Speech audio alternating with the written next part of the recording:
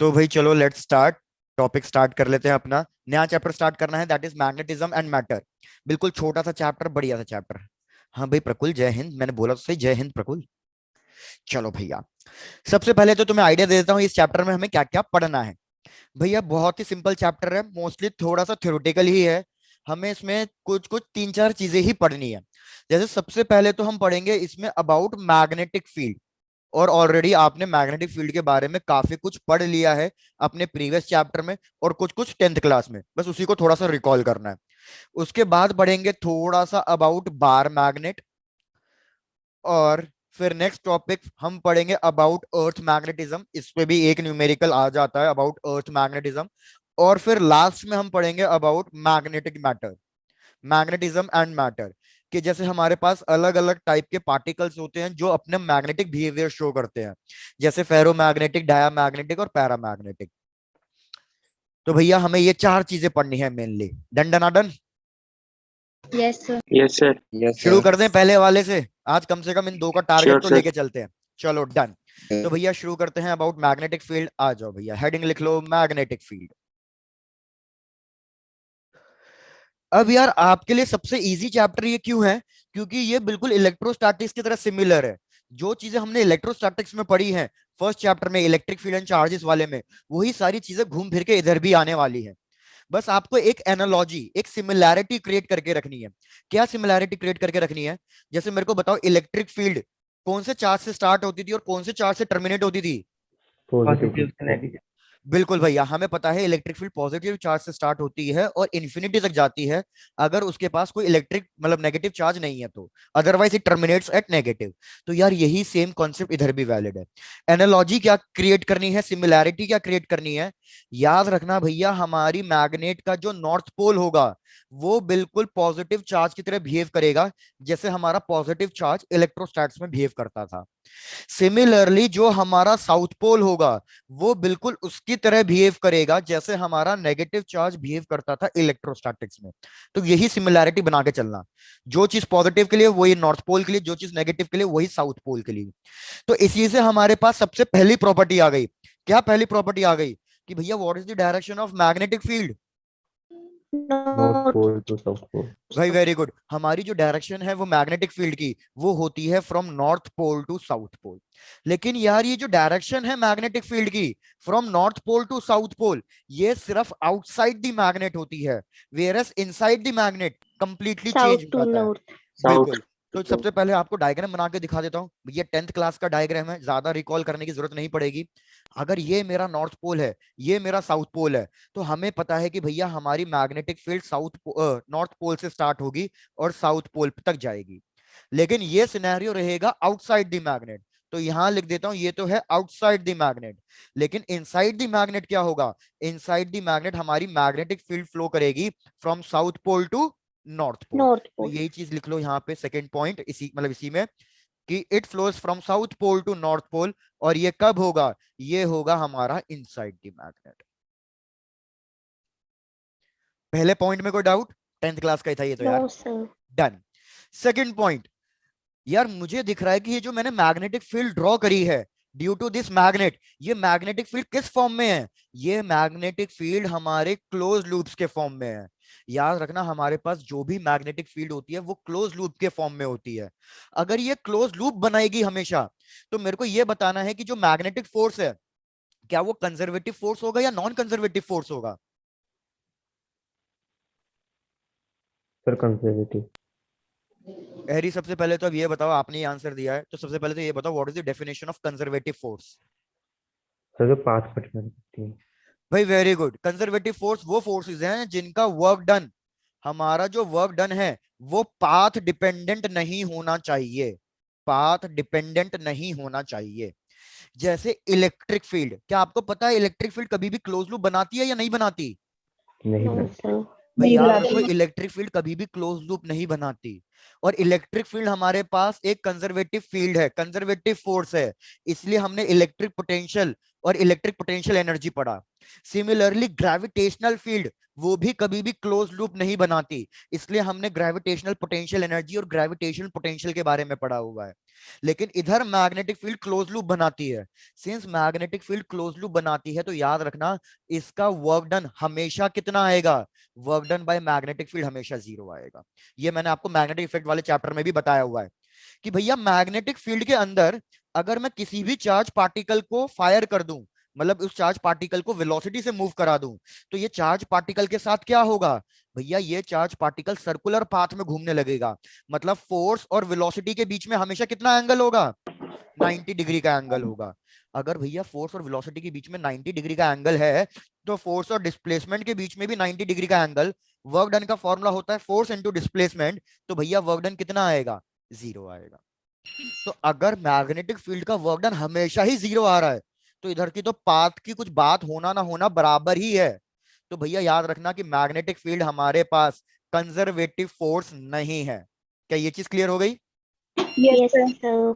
Done, ये चीज याद रखना, magnetic force is not a conservative force. Conservative force मैंने आपको मैकेनिक्स पढ़ाते वक्त भी बताया था, हमारे सिलेबस में जनरली कंजर्वेटिव फोर्स 3 ही टाइप के हैं, gravity, electrostatic and spring force, ये 3 रहेंगे। तो पहले यहां तक नोट डाउन कर लो, फिर आगे और प्रॉपर्टीज पे बढ़ते हैं।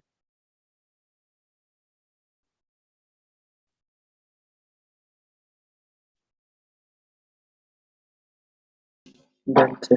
डन, चलो भैया बहुत बढ़िया। थर्ड प्रॉपर्टी, भैया थर्ड प्रॉपर्टी ये है जो बचपन से पढ़ते आ रहे हैं कि अगर मैं मैग्नेटिक फील्ड लाइंस पे टेंजेंट ड्रॉ कर दूं, tangent drawn at each point of the magnetic field, अगर मैं हर टेंजेंट ड्रॉ कर दूं मैग्नेटिक फील्ड के हर एक पॉइंट पे, तो वो मेरे को किसकी डायरेक्शन देगा, वो मेरे को देगा direction of net magnetic force. क्या ये चीज समझ में आ रही है? नहीं? Yes, sir. चलो भैया बाकी डिस्कस कर लेता हूं अगर नहीं भी समझ में आया तो। भाई यार सपोज मैं कह रहा हूं ये मेरे पास एक मैग्नेटिक फील्ड है, अगर इस मैग्नेटिक फील्ड के यहां पे मैं मैग्नेट का किसी का एक नॉर्थ पोल रख देता हूं, मैग्नेट का एक नॉर्थ पोल रख देता हूं, तो वो किधर डिफ्लेक्ट करेगा, मुझे कैसे पता चलेगा कि वो किधर डिफ्लेक्ट करेगा?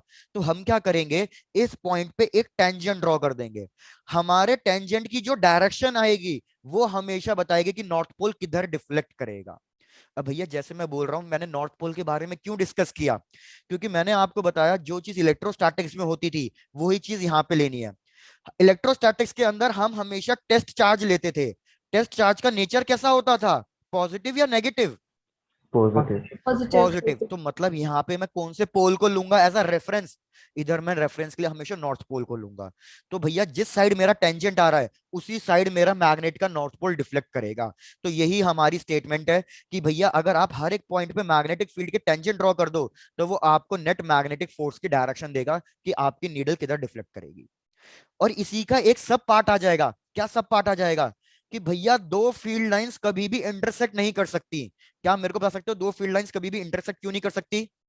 सर क्योंकि अगर इंटरसेक्ट दो करेगी तो डायरेक्शन आ टेंजेंट बन जाएगा और वेरी डायरेक्शन गुड, लगा जाएगी। Two field lines can never intersect each other. भैया ये दोनों फील्ड लाइंस इंटरसेक्ट नहीं कर सकती, क्योंकि अगर आपने इंटरसेक्ट करा दिया तो उसी पॉइंट पे दो टेंजेंट्स आ जाएंगे, एक टेंजेंट आ जाएगा मेरा इस डायरेक्शन में, एक टेंजेंट आएगा मेरा इस डायरेक्शन में।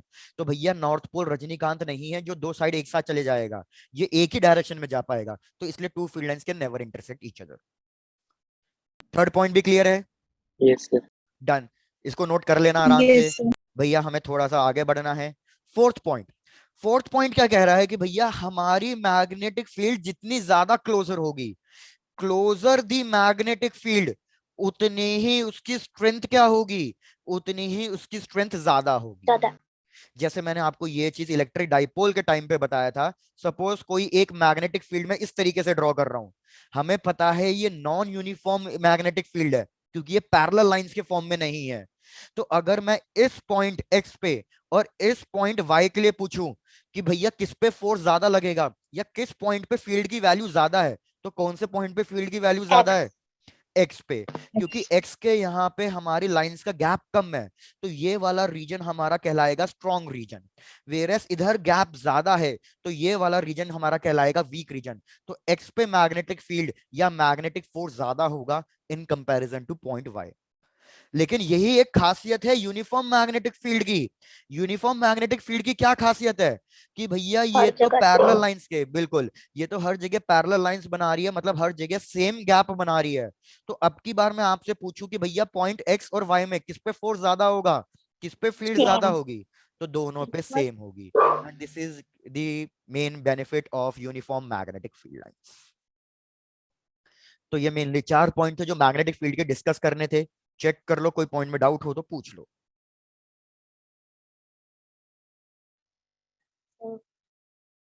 Done sir।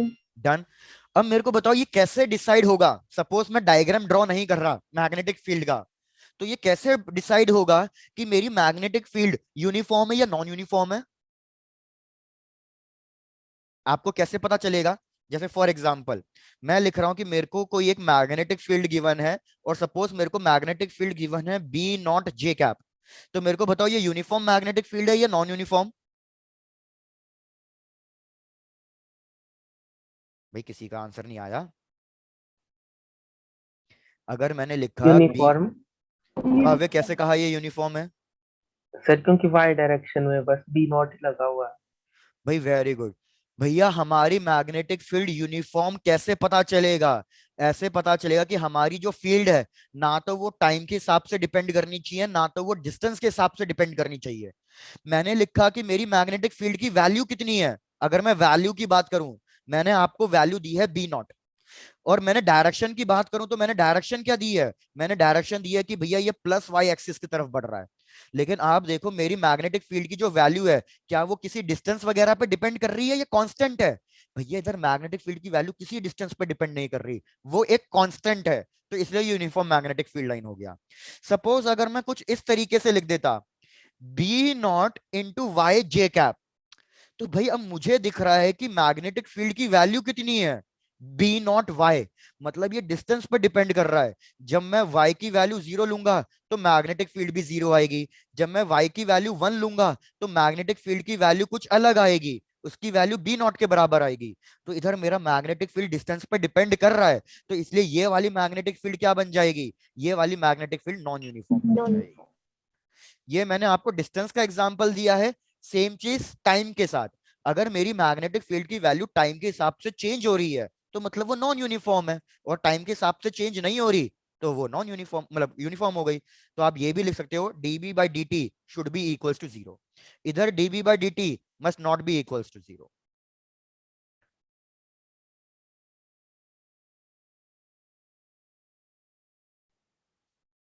अक्षिका चेक करके बताओ, कोई डाउट? No sir। चलो डन। तो भैया अब आगे बढ़ते हैं। अब मैग्नेटिक फील्ड के पैटर्न को थोड़ा सा डिस्कस करते हैं, बस छोटा सा टॉपिक बचा हमारा मैग्नेटिक फील्ड का, थोड़ा सा पैटर्न को डिस्कस करते हैं। भैया ये हम ऑलरेडी डिस्कस कर चुके हैं अपने प्रीवियस चैप्टर में।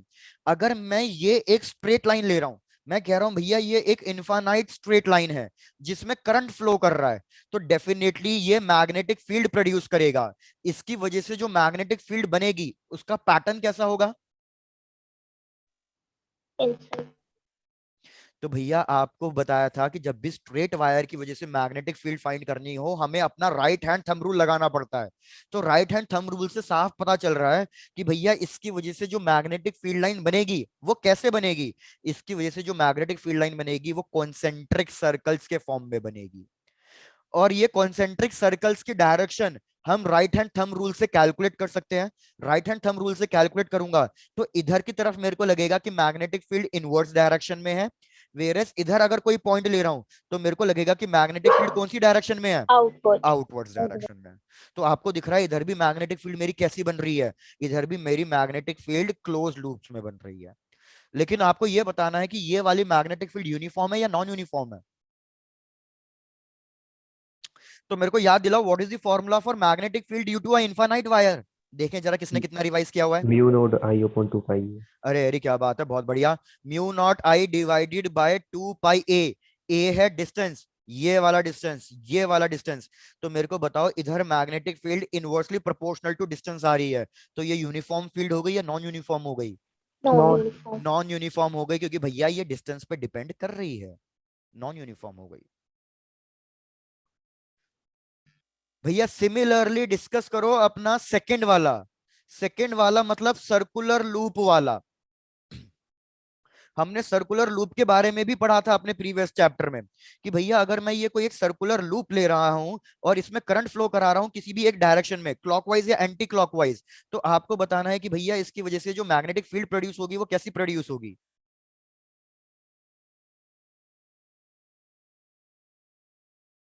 जैसे मैंने एक हॉरिजॉन्टल रिंग ली, इस रिंग को मतलब इस टेबल के ऊपर रख दिया, तो इसमें करंट फ्लो करा दो कुछ भी आई, तो भैया इसकी वजह से मैग्नेटिक फील्ड कैसे बनेगी। तो हमने ये भी डिस्कस किया था कि एक सर्कल कैसे बनता है। एक सर्कल बहुत सारी स्ट्रेट लाइंस को जोड़कर बनता है। तो अगर आप यहाँ पे एक स्ट्रेट लाइन अज्यूम कर लो और यहाँ पे भी एक स्ट्रेट लाइन अज्यूम कर लो, तो आपको मैग्नेटिक फील्ड पैटर्न मिल जाएगा कि भैया इसकी वजह से जो मैग्नेटिक फील्ड पैटर्न बनेगा वो कुछ इस टाइप से कॉन्सेंट्रिक लूप्स बनेंगे। क्या भैया सबको ये बात समझ में आ रही है? Yes, sir. डन। अब जैसे जैसे मैं डिस्टेंस बढ़ाते जाऊंगा, मतलब जैसे जैसे मैं रिंग से सेंटर की तरफ आते जाऊंगा, भैया ये लूप्स का रेडियस बढ़ता चले जाएगा। और जैसे जैसे ये लूप्स का रेडियस बढ़ता जाएगा, आपको साफ दिख रहा है कि मेरा सर्कल ऑलमोस्ट एक फ्लैट लाइन की तरह आते जा रहा है। देखो इधर, ये ऑलमोस्ट एक फ्लैट लाइन की तरह बढ़ते जा Yes, रहा है। sir. तो सेंटर पे हमें ऑलमोस्ट एक स्ट्रेट लाइन मिलती है। और अगर मेरे को ऑलमोस्ट एक स्ट्रेट लाइन मिल रही है, तो मतलब सेंटर पे मैग्नेटिक फील्ड मेरी कैसी होगी? सेंटर पे मेरी मैग्नेटिक फील्ड हमेशा मैक्सिमम। No. अब ये चीज देखो, क्या ये मैग्नेटिक फील्ड का पैटर्न किसी से रिसेंबल कर रहा है या नहीं कर रहा? थोड़ा सा ये चीज चेक करो। ये मैग्नेटिक फील्ड का पैटर्न किसी से रिसेंबल कर रहा है, मतलब किसी से सिमिलर दिख रहा है तुम्हें या नहीं दिख रहा? सर क्लोज जो आपने अभी बताया स्ट्रेट लाइन। तो यार अगर आप एक चीज नोटिस करो, हमारी जो ये मैग्नेटिक फील्ड है ये कुछ ना कुछ एक बार मैग्नेट के सिमिलर आ रही है। बार मैग्नेट के सिमिलर कैसे आ रही है? भैया एक तरफ तो ये बाहर की तरफ जा रही है, स्ट्रेट लाइन भी आ रहा है, ऊपर से क्लोज लूप भी है, और एक तरफ ये कैसी आएगी? एक तरफ ये बाहर की साइड आएगी। चेक करो, क्या ये चीज समझ में आ रही है? नहीं Yes. भाई, मैं आपको कह रहा हूं सर कि रिपीट आप, कर दो। बिल्कुल, मैं कह रहा हूं अगर आप एक सर्कुलर फील्ड की मैग्नेटिक फील्ड देखो, सॉरी, एक सर्कुलर वायर की मैग्नेटिक फील्ड पैटर्न को देखो, तो ये मैग्नेटिक फील्ड पैटर्न काफी हद तक सिमिलर बन रहा है एक बार मैग्नेट का, जिसमें आप इस बार मैग्नेट का यहाँ पे साउथ पोल अज्यूम करो और यहाँ पे नॉर्थ पोल अज्यूम करो, तो आपको दिख रहा है कि मेरी magnetic field south pole to north pole जा रही है इनसाइड द मैग्नेट, मतलब सर्कुलर लूप के अंदर। लेकिन जैसे ही मैं सर्कुलर लूप के बाहर आ रहा हूं, मेरी मैग्नेटिक फील्ड नॉर्थ पोल से कहां जा रही है घूम के? South. साउथ पोल पे। और ये तो मैंने बता ही दिया ना कि ये कॉन्सेंट्रिक सर्कल्स बनेंगे, तो मतलब ये क्लोज लूप बन रहे हैं। बस ये मैं पूरा क्लोज लूप ड्रॉ नहीं कर पाया क्योंकि मेरे पास जगह कम थी, नहीं तो भैया ये भी तो एक क्लोज लूप ही बनेगा इस टाइप का। Yes. तो ये वेरी सिमिलर हो रहा है बाहर मैग्नेट के या नहीं हो रहा? Yes. तो अगर ये very similar to bar magnet हो रहा है, तो इससे हमें एक बहुत बहुत इंपॉर्टेंट कंक्लूजन मिला। क्या कंक्लूजन मिला? कि अगर मेरा कोई भी करंट सर्कुलर लूप में फ्लो करेगा, तो वो हमेशा किसकी तरह एक्ट करेगा? वो हमेशा एक बार मैग्नेट की तरह एक्ट करेगा, एक बार मैग्नेट की तरह एक्ट करेगा। चेक करो यहां तक क्लियर है चीजें या नहीं? Yes, sir. मतलब वो एक मैग्नेटिज्म प्रोड्यूस करेगा। बाकी अभी और डिटेल में देखेंगे। बढ़िया। इसी के बेसिस पे एक टॉपिक है, बहुत छोटा सा टॉपिक है, वो हमें पढ़ना नहीं है, वो हमारे कॉम्पिटिटिव एग्जाम्स के लिए इतना वो नहीं है खास, बस बोर्ड एग्जाम के डेरिवेशन के लिए है। वो क्या है? ये कॉन्सेप्ट आपने पढ़ा होगा कि यार हमें पता है कि एक न्यूक्लियस के अराउंड जो इलेक्ट्रॉन है वो रिवॉल्व करता है एक सर्कुलर ऑर्बिट में। तो मैंने अज्यूम कर लिया कि भैया ये इलेक्ट्रॉन है और ये सर्कुलर ऑर्बिट में रिवॉल्व कर रहा है। अगर ये इलेक्ट्रॉन सर्कुलर ऑर्बिट में रिवॉल्व कर रहा है, मतलब मेरा इलेक्ट्रॉन मूव कर रहा है, इलेक्ट्रॉन मूव कर रहा है, तो कह सकता हूं कि ये करंट प्रोड्यूस करेगा।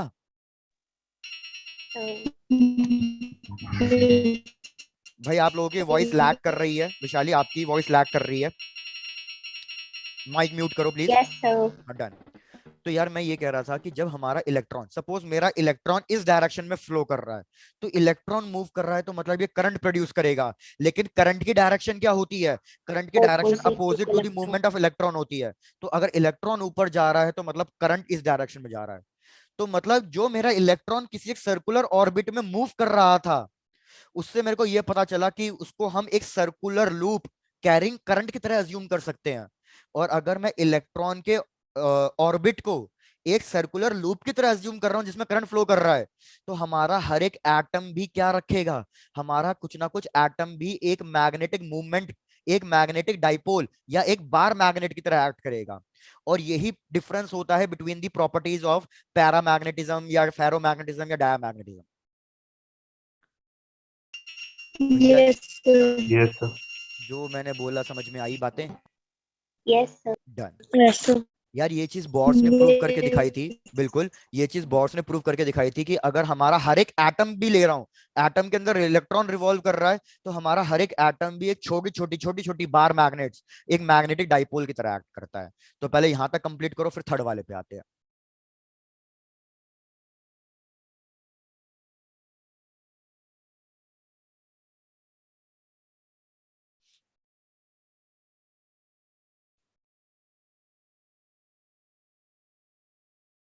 चलो तो अब मैं बढ़ रहा हूँ थर्ड वाले पे, आप सबने नोट डाउन कर लिया है?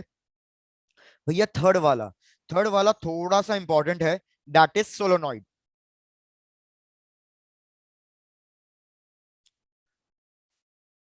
यार please give me a minute, एक मिनट।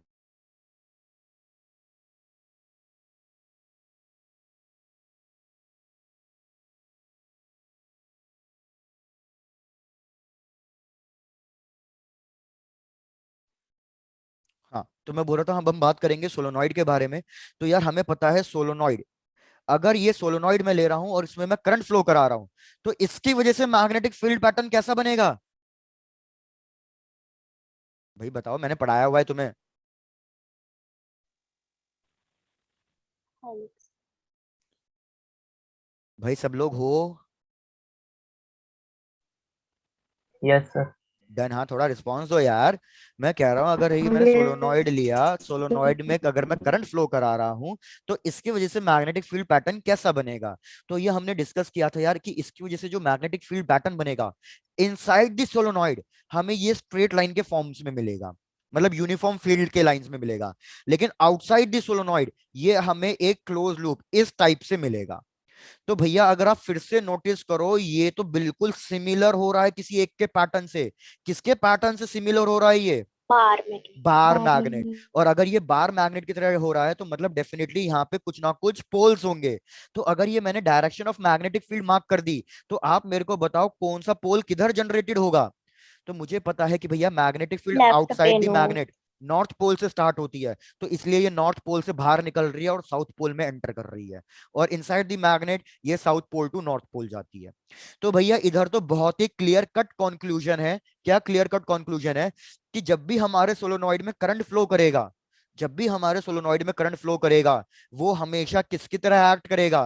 वो Bar हमेशा एक magnet. बार मैग्नेट की तरह एक्ट करेगा। तो इसमें पोल्स जनरेट होना शुरू हो जाएंगे, north pole and the south pole.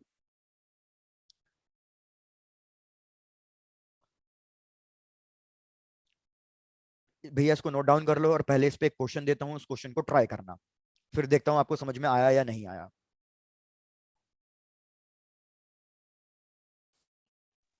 Yes. Hemant clear है? Yes, sir. चलो डन भैया। आ जाते हैं अपने भैया नेक्स्ट इस क्वेश्चन पे। किसी का माइक प्लीज अनम्यूटेड है, म्यूट करो यार। चलो डन। तो यार क्वेश्चन क्या है? सिंपल सा क्वेश्चन कि यार ये हमारे पास एक सोलोनॉइड है, इस सोलोनॉइड की हमें लेंथ गिवन है कि ये जो सोलोनॉइड की लेंथ है दैट इज एल। अभी इस सोलोनॉइड में कोई करंट फ्लो नहीं कर रहा। भाई क्वेश्चन ध्यान से सुन लेना, रिपीट कर रहा हूं। मैंने कहा मैंने एक सोलोनॉइड लिया, अभी इसमें कोई करंट फ्लो नहीं कर रहा, मैंने इसकी लेंथ मेजर करी, इसकी लेंथ आई एल। अब मैंने क्या कर दिया, इस सोलोनॉइड के अंदर मैंने करंट फ्लो कराना शुरू कर दिया। तो जब मैंने इस सोलोनॉइड के अंदर करंट फ्लो कराना शुरू किया, करंट फ्लो कराने के बाद मैंने फिर से इसकी लेंथ मेजर करी, इसकी लेंथ सपोज मेरे को मिली एल डैश। तो आपको बताना है कि जो ये मेरे को लेंथ मिली है एल डैश, और ये जो प्रीवियस लेंथ थी एल, इन दोनों के बीच में क्या रिलेशन है? क्या एल डैश एल से बड़ा होगा, मतलब मेरी लेंथ इंक्रीज कर जाएगी क्या जब मैं करंट फ्लो कराऊंगा, या मेरी लेंथ डिक्रीज कर जाएगी क्या जब करंट फ्लो कराऊंगा, या भैया करंट फ्लो कराने से लेंथ में क्यों चेंजेस आएगा? और लास्ट के भैया ये सब हम कुछ नहीं कह सकते, मतलब नन ऑफ दीज, कुछ नहीं कह सकते।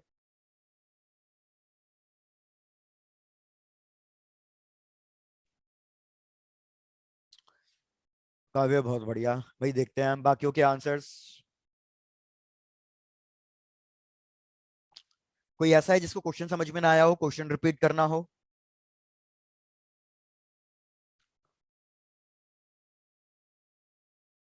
ठीक है हर्ष, वेरी गुड। शबी गुड।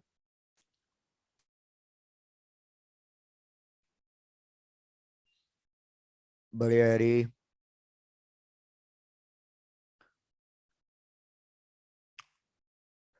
रिया, तुषार, वंशिका भाई सब लोग आंसर्स दो।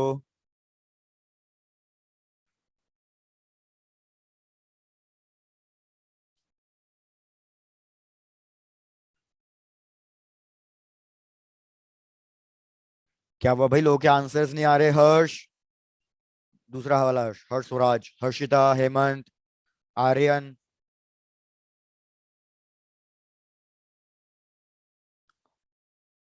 चलो भाई डन।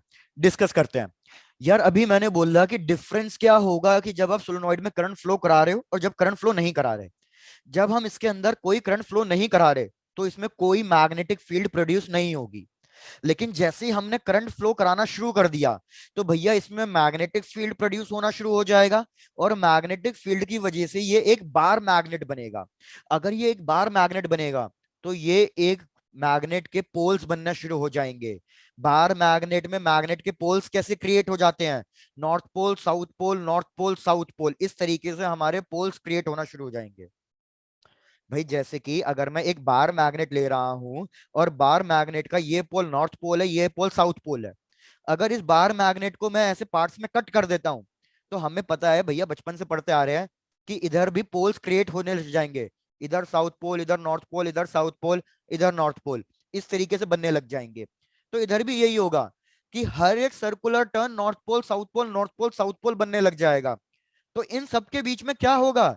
इन सबके बीच में भैया अट्रैक्शन शुरू हो जाएगा। नॉर्थ पोल साउथ पोल ये सब अट्रैक्ट करेंगे। तो जब ये अट्रैक्ट करेंगे तो हमारी स्प्रिंग पे, हमारे सोलोनॉइड पे क्या फर्क पड़ेगा? हमारा सोलोनॉइड श्रिंक हो जाएगा। और श्रिंक हो जाएगा तो मतलब उसकी लेंथ पे क्या फर्क पड़ेगा? उसकी लेंथ डिक्रीज हो जाएगी। तो correct option will be option B, कि लेंथ डिक्रीज हो जाएगी। भैया चेक करके बताओ इसमें कोई दिक्कत? No, हाँ sir. सर। चलो भैया बहुत बढ़िया। तो भैया यहाँ तक कंप्लीट कर लो। यहाँ तक हमारा डिस्कस हो गया पूरा मैग्नेटिक फील्ड के बारे में। हमारा फर्स्ट पार्ट जो था मैग्नेटिक फील्ड वो पूरा हो गया। अब बढ़ेंगे नेक्स्ट वाले टॉपिक पे कि अब हम बढ़ेंगे अबाउट द बार मैग्नेट।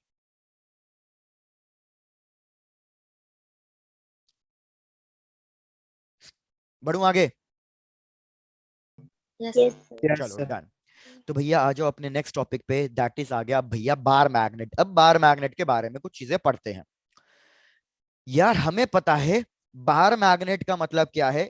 भैया बार मैग्नेट मतलब कुछ इस टाइप का हमें स्ट्रक्चर गिवन है। एक पोल होगा नॉर्थ पोल, एक पोल गिवन होगा साउथ पोल। तो जैसे अभी मैंने कहा कि यार हमारा नॉर्थ पोल एक पॉजिटिव चार्ज की तरह एक्ट करता है और हमारा साउथ पोल एक नेगेटिव चार्ज की तरह एक्ट करता है। और इन दोनों पोल की स्ट्रेंथ की वैल्यू क्या हमेशा सेम होनी चाहिए या डिफरेंट भी हो सकती है? सेम Different भी हो सकती है, known भी। तो भैया याद रखो, अगर मैं एक सिंगल बार मैग्नेट ले रहा हूं तो जरूरी नहीं कि इन दोनों की पोल्स की वैल्यू सेम हो। इन दोनों की पोल्स की वैल्यू अलग अलग भी हो सकती है। अलग अलग कैसे हो सकती है? जैसे अज्यूम कर लो कि जो ये मेरा पेन है ये एक मैग्नेट है, मैं मार्केट से खरीद के लेके आया, ये मेरा एक बार मैग्नेट है।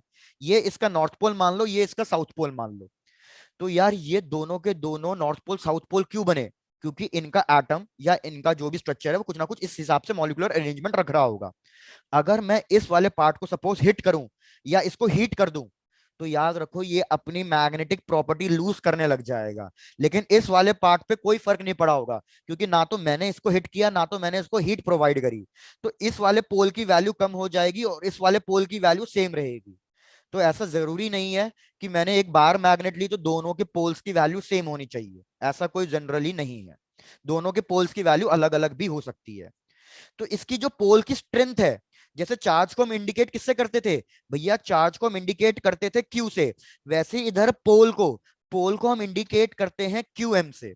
और जैसे मैंने बोला जरूरी नहीं कि इन दोनों की वैल्यू सेम हो, तो इसलिए हम इधर लिखेंगे क्यू एम वन और क्यू एम टू। और भैया हमें साफ दिख रहा है कि इन दोनों के बीच में कुछ ना कुछ डिस्टेंस होगा, और ये डिस्टेंस किसके बराबर होगा? ये distance length of the magnet के बराबर होगा। तो भैया अगर दो पोल्स हैं, किसी एक डिस्टेंस पे प्लेस्ड है, तो क्या मैं इनके बीच में मैग्नेटिक फोर्स कैलकुलेट कर सकता हूं? Yes sir. मैग्नेटिक फोर्स जैसे मैंने कहा बिल्कुल इलेक्ट्रोस्टैटिक फोर्स की तरह करना है कि भैया ये हो जाएगा QM1 into QM2 divided by इन दोनों के बीच का डिस्टेंस का स्क्वायर, तो ये हो जाएगा L स्क्वायर। लेकिन यहाँ पे कोई ना कोई एक कांस्टेंट लिखना होता है, और हमने पिछले चैप्टर में पढ़ा था कि हमारे मैग्नेटिज्म में कौन सा कांस्टेंट यूज होता है? म्यू नॉट बाय 4 पाई यूज होता है, जहां पे म्यू नॉट बाय 4 पाई की वैल्यू कितनी होती है? 10⁻⁻⁷ वेरी गुड शबी, 10⁻⁻⁷। तो भैया याद रखो दो पोल्स के बीच में कितना स्ट्रॉन्ग फोर्स है, ये हमें फोर्स दिया इस मैग्नेटिक फोर्स के फॉर्मूले ने, और इस मैग्नेटिक फोर्स के फॉर्मूले ने कूलम्स ने ही फाइंड किया, तो इसलिए हम इसको कहते हैं Coulomb's law of magnetic force. Coulomb's law of magnetic force. लेकिन अगर आपने एक और चीज ध्यान दी हो कि भैया मेरा एक पोल और दो पोल, सपोज इन दोनों पोल की वैल्यू मैं सेम ले रहा हूं, तो अगर मैं इन दोनों पोल्स की वैल्यू सेम ले लूं, तो मेरे पास दो इक्वल एंड अपोजिट पोल्स आ गए, और उनके बीच में कोई एक डिस्टेंस है। तो याद रखो अगर मेरे पास कभी भी two equal and opposite charges होते हैं placed at a short distance, small distance, तो वो हमारा क्या कहलाता है? डाइपोल। डाइपोल। तो यही चीज यहां पे भी वैलिड है कि भैया अगर हमारे मैग्नेट के दो पोल्स हैं इक्वल एंड अपोजिट, और उनके बीच में छोटा सा डिस्टेंस है, तो ये हमारा कहलाएगा एक मैग्नेटिक डाइपोल। और मैग्नेटिक डाइपोल जैसे हमारे पास इलेक्ट्रिक डाइपोल होता था, उसकी स्ट्रेंथ बताता था एक फैक्टर जिसको हम कहते हैं मैग्नेटिक डाइपोल मोमेंट। रिकॉल कराता हूं भैया, एक पॉजिटिव चार्ज है एक नेगेटिव चार्ज है, ये दोनों एक दूसरे को अट्रैक्ट करेंगे, तो इनके बीच में कितना स्ट्रॉन्ग है अट्रैक्शन फोर्स, इनके बीच में कितना स्ट्रॉन्ग बॉन्ड बन रहा है, वो डिसाइड कौन करके देता था? वो डिसाइड करके देता था इलेक्ट्रिक डाइपोल मैग्नीट्यूड। मोमेंट। ऐसे ही ये दो मैग्नेटिक पोल्स के बीच में कितना ज्यादा स्ट्रॉन्ग बॉन्डिंग, कितना ज्यादा स्ट्रॉन्ग फोर्स है, वो डिसाइड करके बताएगा मैग्नेटिक डाइपोल मोमेंट। और फॉर्मूला एग्जैक्टली सेम, क्या फॉर्मूला लिख दूं मैग्नेटिक डाइपोल मोमेंट का? QM QM into into L। Distance between them L। लेकिन मैंने आपको यह भी बताया हुआ है कि जनरली हम इस डिस्टेंस को 2L लेते हैं हमेशा। 2L क्यों लेते हैं? क्योंकि जब हम मैग्नेटिक फील्ड या इलेक्ट्रिक फील्ड फाइंड करते हैं, तो हम इस डिस्टेंस को दो इक्वल पार्ट्स में डिवाइड करते हैं, तो इसलिए जनरली मैं इन दोनों के बीच के डिस्टेंस को कितना लूंगा? 2L लूंगा। तो ये मेरे पास फॉर्मूला हो गया मैग्नेटिक डाइपोल मोमेंट का, जिसको हम डिनोट करते हैं स्मॉल m से। लेकिन भैया मैग्नेटिक डाइपोल मोमेंट एक वेक्टर क्वांटिटी है, तो इसके पास मैग्नीट्यूड के साथ डायरेक्शन भी होनी चाहिए। तो मेरे को बताओ क्या लिखूं मैं डायरेक्शन मैग्नेटिक डाइपोल मोमेंट की? South electric. North. Very good भैया, इलेक्ट्रिक डाइपोल मोमेंट की डायरेक्शन क्या होती है? From negative charge to positive charge. तो इधर मैग्नेटिक डाइपोल मोमेंट की डायरेक्शन क्या होगी? इधर मैग्नेटिक डाइपोल मोमेंट की डायरेक्शन होगी from south pole to north pole. भैया ये चीजें क्लियर हुई या नहीं हुई?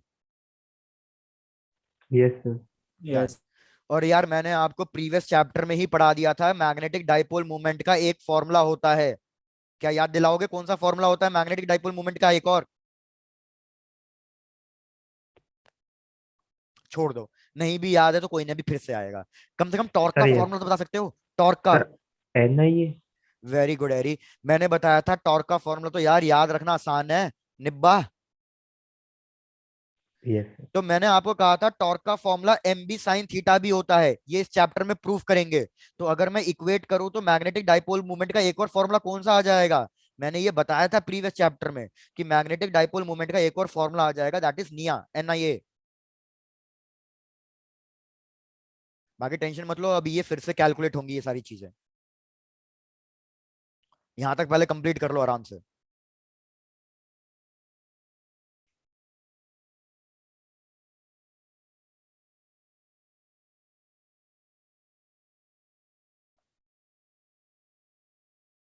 डन। डन।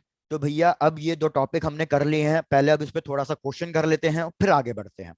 सिंपल सिंपल से क्वेश्चन है यार इस चैप्टर के, आप बोलोगे सर ये क्या फालतू क्वेश्चन करा रहे हो? भैया सिंपल सा क्वेश्चन, पहला क्वेश्चन, हमें इस तरीके से दो बार मैग्नेट्स गिवन है, हमें इस तरीके से दो बार मैग्नेट्स गिवन है, और बोला हुआ है कि हमें इन दोनों का जो मैग्नेटिक मूवमेंट है वो बिल्कुल सेम है। इन दोनों का मैग्नेटिक मूवमेंट सेम बोला हुआ है, मैग्नेटिक मूवमेंट ले लो दोनों का m। लेकिन एक मैग्नेट का यहाँ पे नॉर्थ पोल साउथ पोल है, दूसरी मैग्नेट का भैया साथ में रखी हुई है, तो डेफिनेटली ये साउथ पोल होगा, ये नॉर्थ पोल होगा। और यहाँ पे एंगल गिवन है 60 डिग्री। आपको क्वेश्चन ने क्या कैलकुलेट करने के लिए बोला है? क्वेश्चन ने कैलकुलेट करने के लिए बोला है resultant magnetic dipole movement.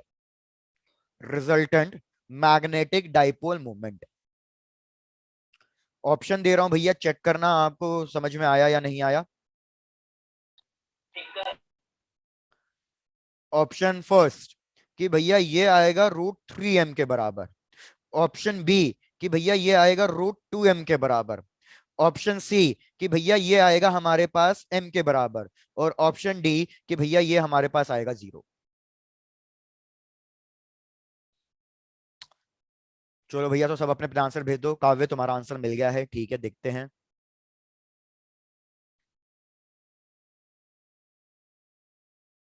Okay Akshika.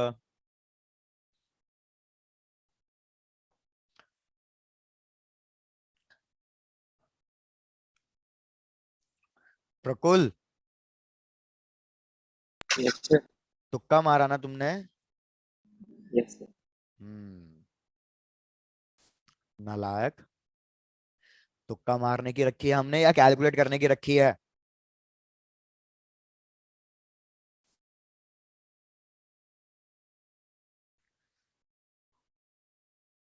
प्रकुल तुम मतलब वो होते जा रहे हो डाइवर्टेड से, मार खाओगे।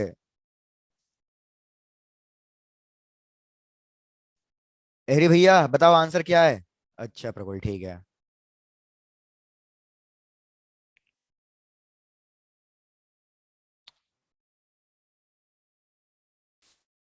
अमन, व्हाट इज द आंसर?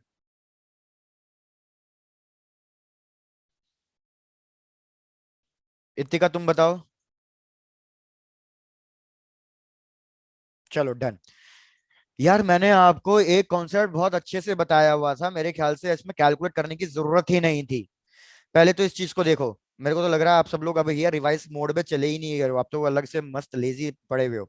यार मैंने आपको बताया था कि जब हमारे पास दो इक्वल वेक्टर क्वांटिटीज होती हैं, ये मैंने आपको भैया कितनी बार बताया हुआ है, जब मेरे पास दो इक्वल वेक्टर क्वांटिटीज है, सपोज जैसे ये भी एफ ये भी एफ, और ये दोनों के बीच में एंगल 60 डिग्री होगा, तो इन दोनों का रिजल्टेंट कितना आएगा?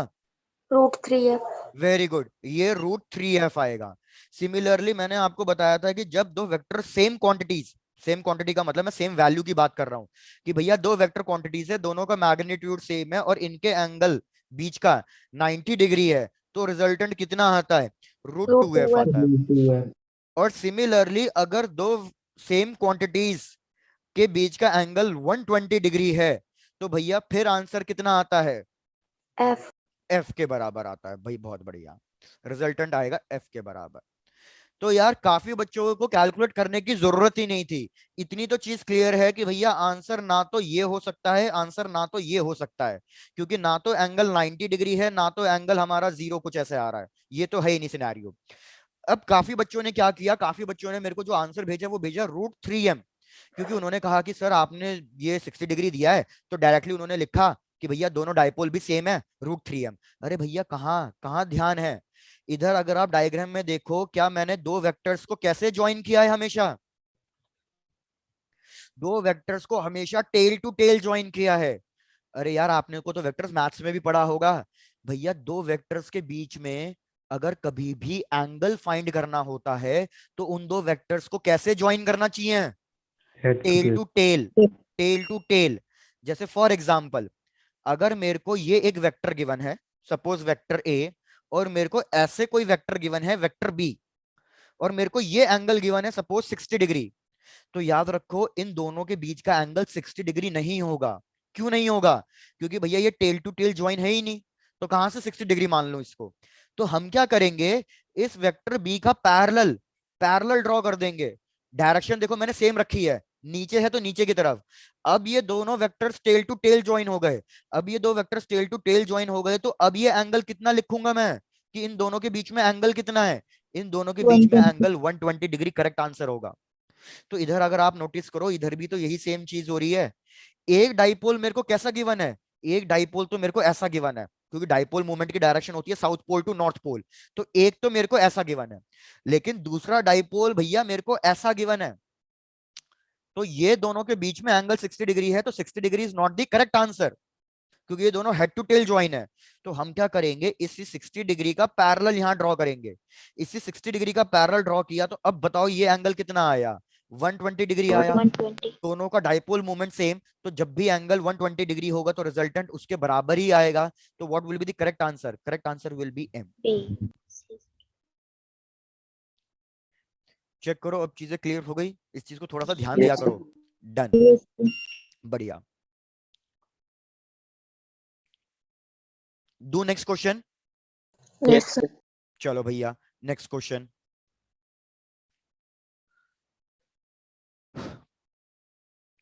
यार नेक्स्ट क्वेश्चन है कि हमें इस तरीके से दो बार मैग्नेट्स गिवन है, दिस इज बार मैग्नेट 1, और ऐसे ही इसी तरीके से हमें गिवन है दूसरी बार मैग्नेट 2। क्वेश्चन ने बोला हुआ है कि भैया इधर हमने रखा है नॉर्थ पोल, इधर रखा है साउथ पोल, इधर भी साउथ पोल, इधर भी नॉर्थ पोल। इन सबकी लेंथ गिवन है, ये शायद से एनसीईआरटी क्वेश्चन ही है। इन सबकी लेंथ गिवन है 15 सेंटीमीटर 15 सेंटीमीटर, और ये वाला डिस्टेंस हमें गिवन है दैट इज 10 सेंटीमीटर। चेक करो इसमें कोई दिक्कत। No, sir. क्वेश्चन ने बोला सबका डाइपोल, मतलब ये सबका जो पोल स्ट्रेंथ है वो सेम है, दैट इज 80 एम्पियर मीटर। अच्छा मैं आपको एक चीज तो बताना ही भूल गया भैया, क्यूएम का एसआई यूनिट, जैसे चार्ज का एसआई यूनिट कूलम्स होता था, इधर क्यूएम का एसआई यूनिट एम्पियर मीटर्स होता है। ऐसे ही इलेक्ट्रिक डाइपोल मूवमेंट का एसआई यूनिट क्या हुआ करता था, Q इंटू 2L, तो ये हो जाता था चार्ज मतलब कूलम इंटू मीटर्स। ऐसे मैग्नेटिक डाइपोल मूवमेंट का एसआई यूनिट क्या होगा, Ampere meters. Very good, ampere metre square. तो भैया छोटी चीज ध्यान दे लेना। हाँ तो भैया हर एक पोल की वैल्यू सेम गिवन है। क्वेश्चन ने क्या कैलकुलेट करने के लिए बोला है कि भैया रिजल्टेंट फोर्स कैलकुलेट करके दो इन दो मैग्नेट्स के बीच में। चेक करो क्वेश्चन समझ में आया। सर रिपीट Yes, करो। sir. रिपीट। भैया मैंने दो मैग्नेट्स ली, दोनों का साउथ पोल सेम फेसिंग पे है, नॉर्थ पोल अपोजिट फेसिस पे है। इन दो मैग्नेट्स के बीच का डिस्टेंस 10 सेंटीमीटर, और इस मैग्नेट की लेंथ सेम है, दैट इज 15-15 सेंटीमीटर। हर एक पोल की वैल्यू भी सेम है 80। तो भैया ये दो मैग्नेट रिपेल करेंगी, साफ दिख रहा है साउथ पोल पास में है, तो ये दो मैग्नेट रिपेल करेंगी।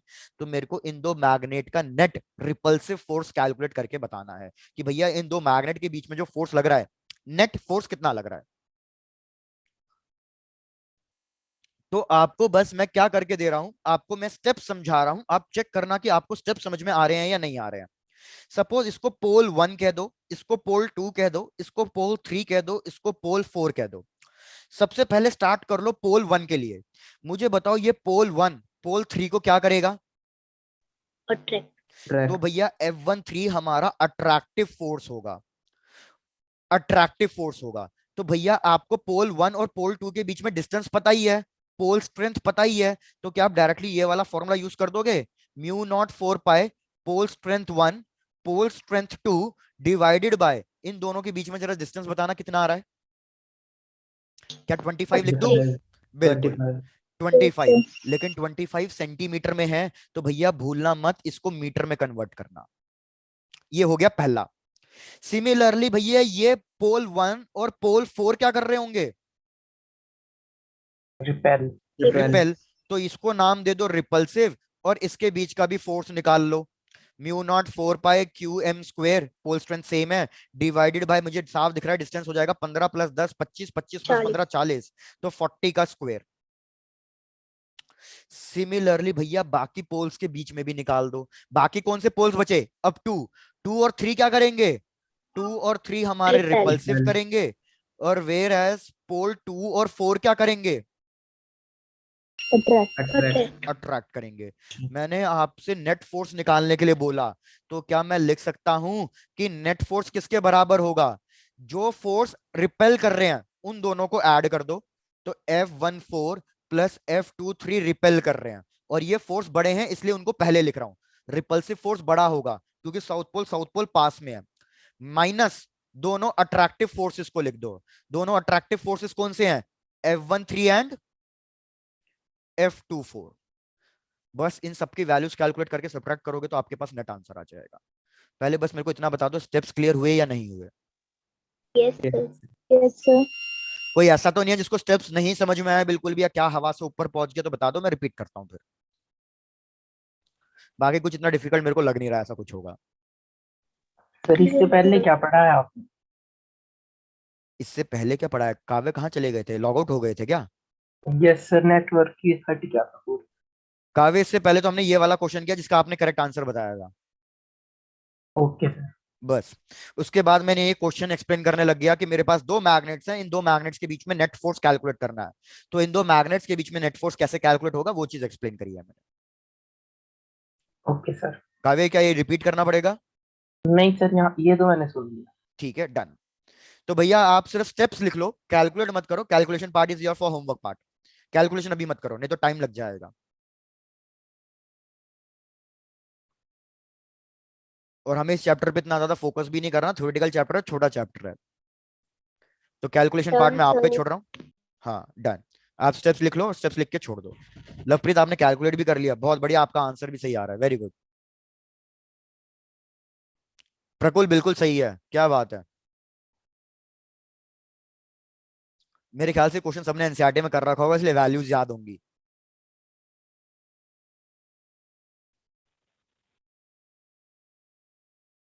हाँ, अरे समझ गया मैं प्रकुल। बढ़ चलो नेक्स्ट टॉपिक पे। Yes, sir. चलो भैया Yeah. नेक्स्ट टॉपिक पे बढ़ते हैं। अब यार फिर से वही सारी चीजें, जैसे मैंने कहा इलेक्ट्रोस्टैटिक्स ही पढ़ रहे हैं हम एक तरीके से। तो भैया इलेक्ट्रोस्टैटिक्स में आपको याद होगा हमने एक टॉपिक पढ़ा हुआ है, मैग्नेटिक फील्ड या electric field due to a dipole. Axial point पे, इक्विटोरियल पॉइंट पे, जनरल पॉइंट पे, ये सब फालतू चीजें। फालतू तो नहीं है, मतलब मैं ऐसे ही बोल रहा हूँ यार। तो वही सब चीजें फिर से घूम फिर के आएंगी, देखता हूँ आपको कितना याद है। देखता हूँ भैया, सपोज मैं कैलकुलेट कर रहा हूं magnetic field at N axial point. तो एक्सियल पॉइंट का मतलब क्या? एक्सियल पॉइंट का मतलब कि ये मेरी एक मैग्नेट है, तो इसी के पास, मतलब इसी के लाइन पे मैंने एक पॉइंट ले लिया जिसपे मैं मैग्नेटिक फील्ड फाइंड करना चाहता हूं। तो मेरे को फॉर्मूला बताओ पहले तो इलेक्ट्रिक फील्ड वाला। What is the formula for electric field at N axial point? फिर देखेंगे आगे की बात।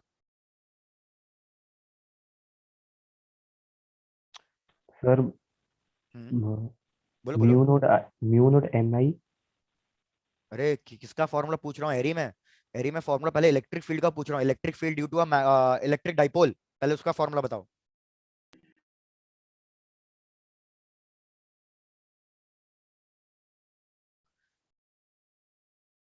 अरे महारथियों, सर कुछ कुछ याद है सर। अप्रैल में एग्जाम है, ऐसे कैसे चलेगा? सेकंड टर्म का पढ़ रहे हो उसका मतलब ये थोड़ी है कि पिछले टर्म का भूल जाओगे। भैया फॉर्मूला बहुत सिंपल सा था, के पी बाय एक्स क्यूब। जहां पे एक्स क्या डिस्टेंस हुआ करता था?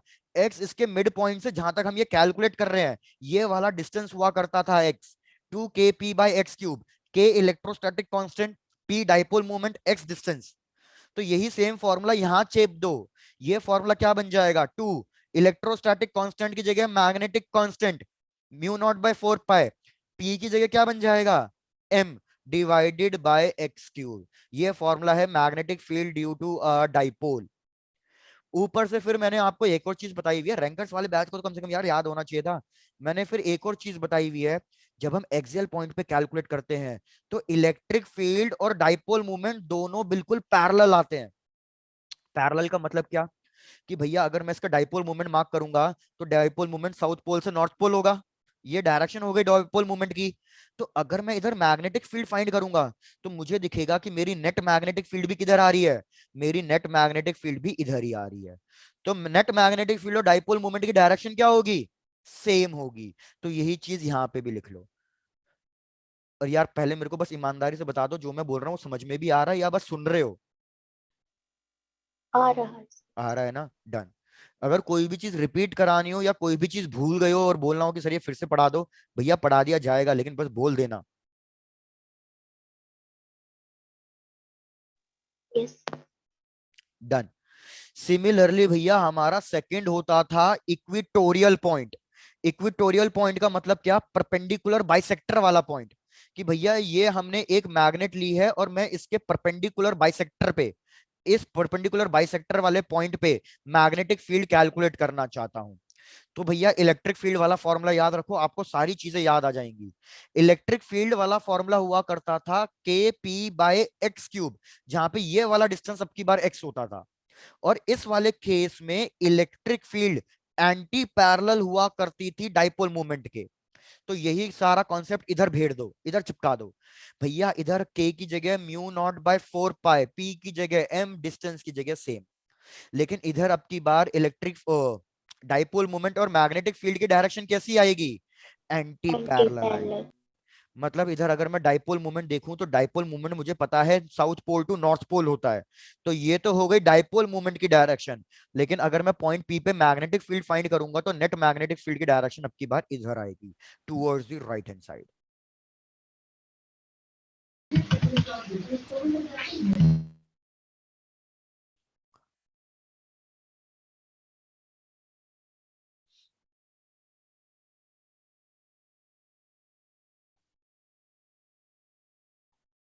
क्या भैया इसमें कोई दिक्कत है? No sir. हाँ तो सर। अगर आप लोग कह रहे हो कि इसमें कोई दिक्कत नहीं है तो इसी के बेसिस पे क्वेश्चन दे दूं? Yes yes. सर। चलो भैया आप लोग अग्री कर रहे हो तो इस बेसिस पे क्वेश्चन देता हूँ। क्वेश्चन सबसे सॉल्व हो जाना चाहिए, लेकिन पहले ही बोल रहा हूँ क्वेश्चन पूरा का पूरा इन दोनों के कॉन्सेप्ट पे है। तो आपको हर चीज माइंड में बिठा के रखनी है तो ही वो क्वेश्चन को सॉल्व कर पाओगे। तो आ जाओ भैया क्वेश्चन पे, क्वेश्चन ट्राई करते हैं। भैया क्वेश्चन बिल्कुल सीधा साधा। क्या सीधा साधा क्वेश्चन है? क्वेश्चन कह रहा है कि भैया हमारे पास दो मैग्नेट्स हैं और इस तरीके से मैंने दो मैग्नेट्स को रखा हुआ है। This is magnet 1, this is magnet 2। भैया ये इंपॉर्टेंट क्वेश्चन है तो ध्यान दे लेना। ये मैग्नेट 2, भैया इधर हमें गिवन है साउथ पोल, इधर हमें गिवन है नॉर्थ पोल, इधर हमें गिवन है नॉर्थ पोल, इधर हमें गिवन है साउथ पोल। क्वेश्चन ने ये पहले ही कह दिया कि इन दोनों का जो डाइपोल मूवमेंट है वो बिल्कुल सेम है। इन दोनों के बीच में ये है डिस्टेंस, जो ये डिस्टेंस है इसकी वैल्यू हमें गिवन है that is D.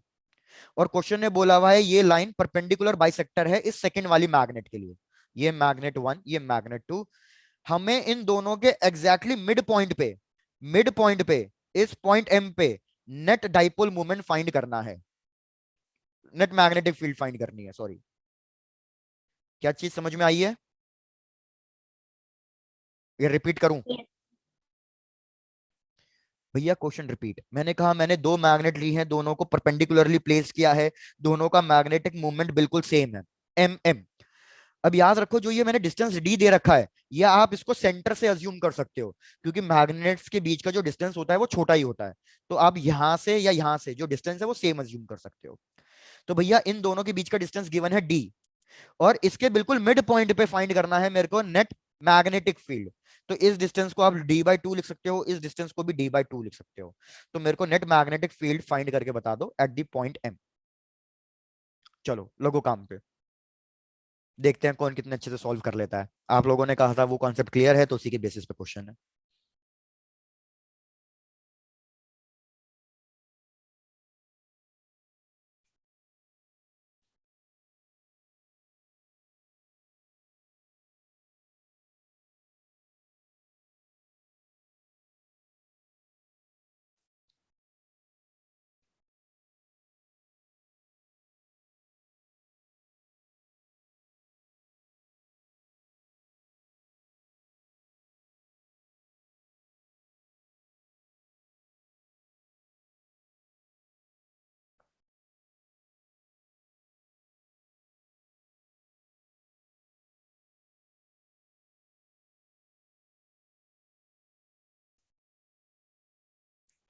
Sir options मिलेंगे?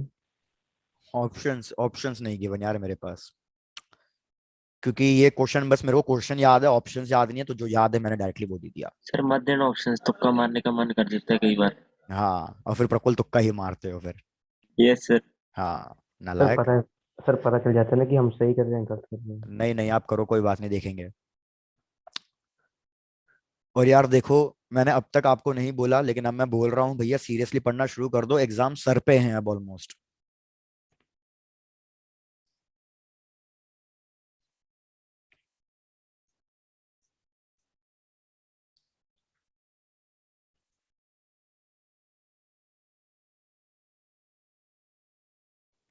सर एक बार क्वेश्चन रिपीट कर दो सर, अभी घर से कॉल आ गई थी तो। कोई बात नहीं लवप्रीत, कोई बात नहीं भाई। क्वेश्चन रिपीट है हमारे पास लवप्रीत। इस तरीके से दो मैग्नेट्स हैं, एक ये और एक ये, परपेंडिकुलरली प्लेस्ड है। इन दोनों के बीच का डिस्टेंस d गिवन है। इन दोनों का जो मैग्नेटिक मूवमेंट्स है वो भी सेम गिवन है, m m।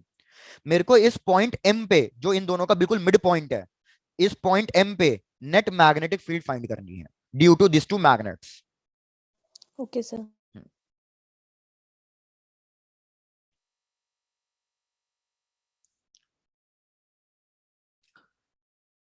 लास्ट 1 मिनट दे रहा हूँ, ट्राई कर लो जितना हो जाए, ठीक है? नहीं तो फिर डिस्कस करते हैं यार।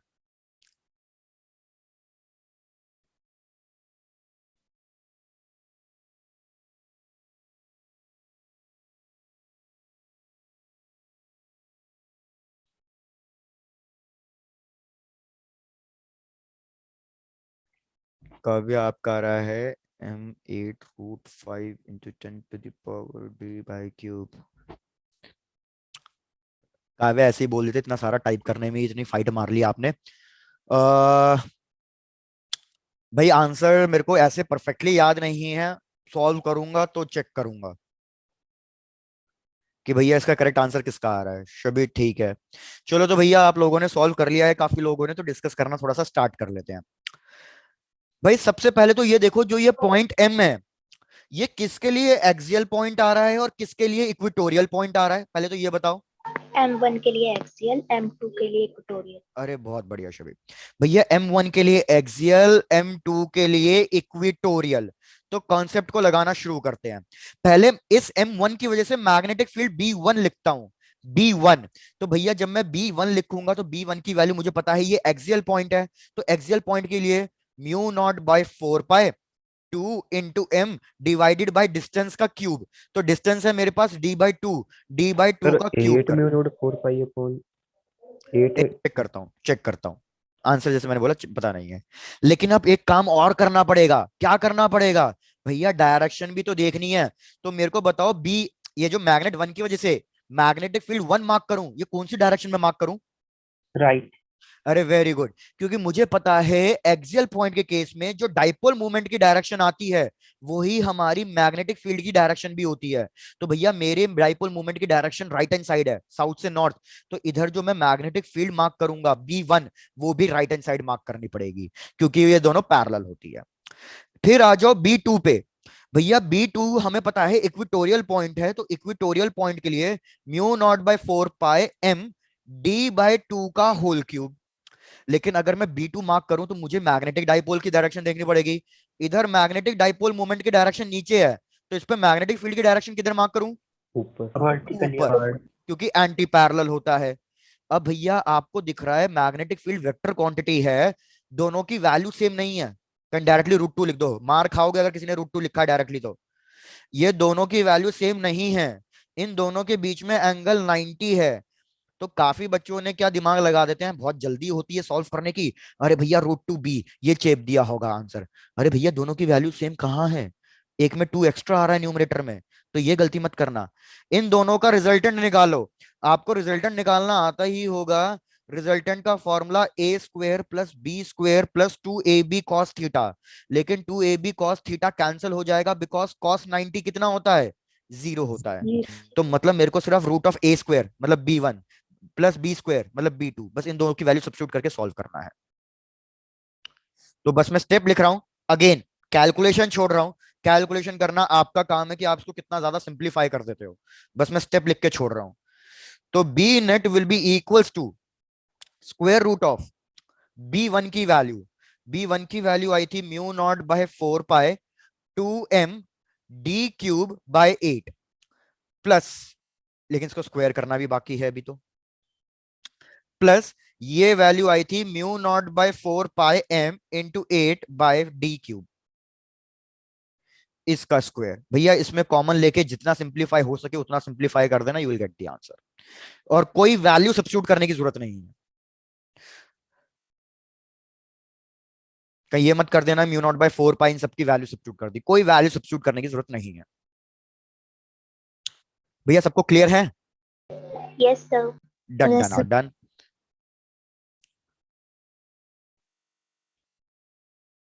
जैसे सबका कंप्लीट हो जाए बता देना, फिर मैं आगे वाले टॉपिक पे बढ़ता हूँ।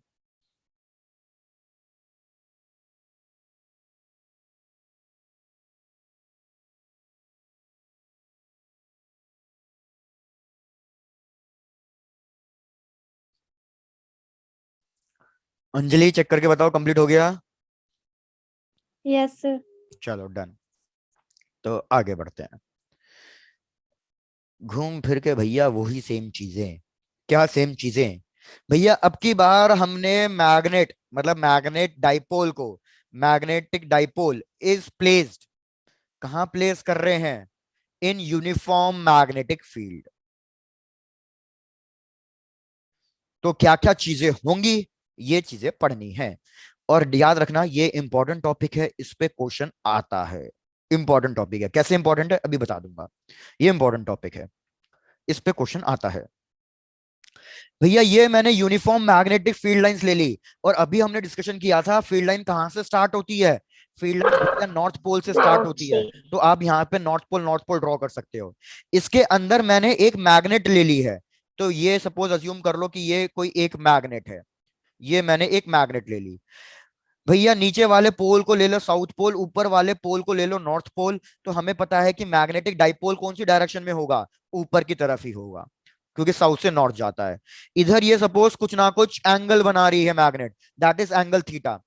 तो यार हमें पता है इस पॉइंट पे फोर्स लगेगा इधर की तरफ, इस पॉइंट पे फोर्स लगेगा इधर की तरफ। Suppose this is F1, this is F2। तो ये दोनों फोर्स कैसे होंगे? इक्वल होंगे या अनइक्वल होंगे? इक्वल होंगे, क्योंकि ये इक्वल। यूनिफॉर्म मैग्नेटिक फील्ड है। तो अगर मैं नेट फोर्स निकालूंगा तो नेट फोर्स कितना आएगा? नेट फोर्स जीरो आएगा। नेट फोर्स जीरो आएगा तो क्या लीनियर मूवमेंट होगी? भैया कोई लीनियर मूवमेंट नहीं होगी, तो ये मैग्नेट आगे पीछे कहीं नहीं जाएगी। लेकिन फिर हमने देखा क्या? भैया पॉइंट ऑफ एप्लीकेशन देखा। मुझे चेक करके बताओ क्या इनका पॉइंट ऑफ एप्लीकेशन, दोनों फोर्सेस सेम पॉइंट पे लग रहे हैं या अलग अलग पॉइंट पे लग रहे हैं? अलग अलग। तो अगर दो फोर्सेस अलग अलग पॉइंट पे लगते हैं, एक इधर, तो फिर क्या होना शुरू हो जाता है? और टॉर्क लगना शुरू हो जाता है। और टॉर्क का फॉर्मूला इलेक्ट्रोस्टैटिक से ही रिप्लेस कर दो। भैया टॉर्क का फॉर्मूला होता था पीई साइन थीटा। तो इधर क्या लिख दूं टॉर्क का formula? M M B B sine sine theta. Theta, मतलब एम क्रॉस बी। यही मैंने बोला था कि मैं ये चीज आपको प्रूफ करके दिखाऊंगा कि हमने प्रीवियस चैप्टर में टॉर्क का फॉर्मूला पढ़ा निब्बा, वेरस टॉर्क का एक और फॉर्मूला हो सकता है that is M B sine theta. तो जब हमने इन दोनों को इक्वेट किया था तो तभी हमें एम की वैल्यू पता चल गई थी कि एम की वैल्यू निया के बराबर भी है। होगी ये चीज प्रूफ। Excuse me sir. हाँ बोलो। सर जो मैकेनिक्स में टॉर्क का फॉर्मूला होता है वो आर क्रॉस एफ होता है या F cross R? R cross F होता है। याद रखना ये एक अच्छा क्वेश्चन तुमने पूछा, ये कभी कभी एग्जाम में पूछ लेते हैं कि भैया जो हमारे पास टॉर्क का फॉर्मूला है, जैसे ये आया हुआ क्वेश्चन है एक बार, क्या है फॉर्मूला? कि भैया हम एफ क्रॉस आर लिखेंगे, या फिर आर क्रॉस एफ लिखेंगे, या फिर आर डॉट एफ लिखेंगे, या फिर एफ डॉट आर लिखेंगे। तो भाई इतना तो पता है कि टॉर्क वेक्टर क्वांटिटी है, तो डॉट प्रोडक्ट तो हो नहीं सकता। अब इन दोनों में से कौन सा आंसर करेक्ट है, फर्स्ट वाला या सेकंड वाला? तो याद रखना सेकंड वाला करेक्ट है, ये वाला गलत होता है, हमेशा आर क्रॉस एफ होता है। लेकिन हम टॉर्क की मैग्नीट्यूड निकालते हैं, डायरेक्शन तो हम बहुत ही कम निकालते हैं टॉर्क का। तो इसलिए आपको दिखेगा कि आप काफी जगह ना इसको ऐसे लिख देते हो, right? Force into yes perpendicular sir. Distance. लेकिन याद रखना ये फोर्स इंटू परपेंडिकुलर डिस्टेंस पे मैंने वेक्टर वेक्टर वेक्टर मार्क नहीं किया। तो अगर मैंने वेक्टर वेक्टर मार्क नहीं किया तो मतलब मैं वैल्यू की बात कर रहा हूं। तो अगर मैं वैल्यू कैलकुलेट करना चाहता हूं फिर तो चाहे मैं जिस मर्जी को पहले लिख दूं। लेकिन अगर मेरे को मैग्नीट्यूड और डायरेक्शन दोनों कैलकुलेट करनी है तो भैया याद रखना इसको तो भूल के भी मत लिख देना, ये पूरा का पूरा गलत होता है। Correct formula will be R cross F.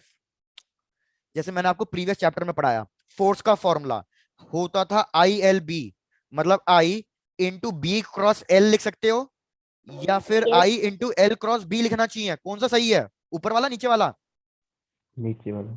Very good, नीचे वाला सही है, ऊपर वाला गलत है। तो भैया ध्यान देना, जब तक एरो नहीं लगा रहे तब तक तो सब चीजें सही चल रही हैं, क्योंकि एरो नहीं लगा रहे मतलब आप सिर्फ वैल्यू देख रहे हो। लेकिन एक बार आपने एरो लगा दिया गलती से, उसके बाद आपको बहुत ध्यान देना पड़ेगा आप फॉर्मूला क्या लिख रहे हो, ये वाला फॉर्मूला गलत हो जाएगा फिर।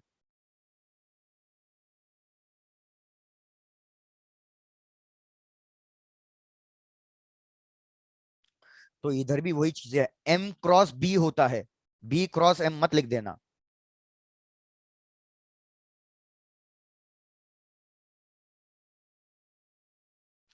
हाँ तो भैया सब लोग पहले चेक करके बताओ, अभी हाँ तो कोई डाउट है तो मुझसे पूछो पहले तो। क्लियर है सर। क्लियर है, डन।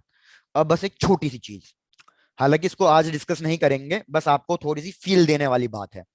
भैया मैंने कहा कि ये मैंने एक मैग्नेट ली, इस मैग्नेट को मैंने यूनिफॉर्म मैग्नेटिक फील्ड लाइन में रखा, तो उसकी वजह से ये रोटेट करेगी। अब जो फोर्सेस मैंने मार्क करे हैं, जरा उस डायग्राम को पकड़ लो, मेरे को बताओ अगर ये मैग्नेट मैंने ऐसे रखी हुई है तो ये किधर रोटेट करेगी, क्लॉकवाइज या एंटी क्लॉकवाइज? क्लॉकवाइज। क्लॉकवाइज। भैया बहुत बढ़िया, आपको दिख रहा है F1 इधर लग रहा है, F2 इधर लग रहा है, तो डेफिनेटली ये चीजें इस तरीके से क्लॉकवाइज फ्लो करेगी। तो यार ये ऑटोमेटिकली क्लॉकवाइज फ्लो करेगी, लेकिन मैंने क्या कर दिया भैया, ये फ्लो मूव करना चाह रही थी क्लॉकवाइज, लेकिन मैंने इसको एंटी क्लॉकवाइज रोटेट कराया थोड़ा सा। तो जब आप इसको थोड़ा सा एंटी क्लॉकवाइज रोटेट करोगे, मतलब आप इसके नेचुरल बिहेवियर से उल्टा लेके जा रहे हो, तो इस केस में आपको कुछ ना कुछ एक्स्ट्रा वर्क करना पड़ेगा, और वो वर्क किसमें जाके स्टोर हो जाएगा, एनर्जी। एनर्जी में। ठीक है, पहले फील तो ये देनी थी, दूसरी फील को समझो। यार ये एक इंपॉर्टेंट है, हालांकि इस पर डिस्कशन अभी मैं नहीं कर रहा क्योंकि इंपॉर्टेंट है, अभी टाइम भी नहीं बचेगा इतना। अगर आप देखो कि आपके पास टॉर्क का फॉर्मूला आया एम बी साइन थीटा, आपको मैकेनिक्स में पढ़ा होगा टॉर्क का एक और फॉर्मूला होता है आई अल्फा, तो क्या मैं इन दोनों को इक्वेट करके ये कह सकता हूं I alpha is equals to M B sine theta? Yes sir. Done.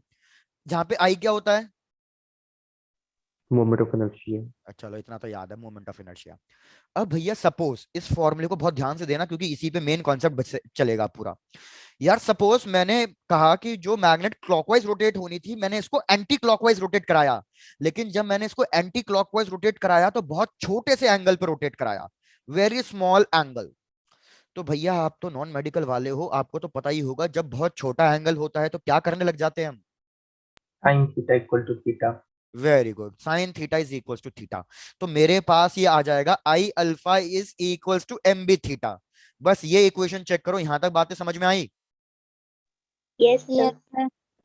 मेरे को इतना और बता दो, ये लीनियर इक्वेशन है क्वाड्रेटिक इक्वेशन है? This is a linear equation और क्वाड्रेटिक इक्वेशन? लीनियर। भैया इतना भी सोचोगे इसमें, अरे कोई पावर नहीं है, पावर 1 है, तो भैया ये लीनियर इक्वेशन है। बस फिलहाल आप यहीं तक फील लेके छोड़ दो, इससे ज्यादा कुछ डिस्कस करूंगा तो फिर तो अभी थोड़ा सा हवा से ऊपर जाने लग जाएगा, तो यहीं तक रखो। नेक्स्ट क्लास में इसी को कंटिन्यू करके चलेंगे आगे। Thank you thank sir. You sir. Okay भैया, तो थैंक यू चेक सर। कर लेना, रिवाइज कर लेना भैया, कोई डाउट हो कोई समस्या हो तो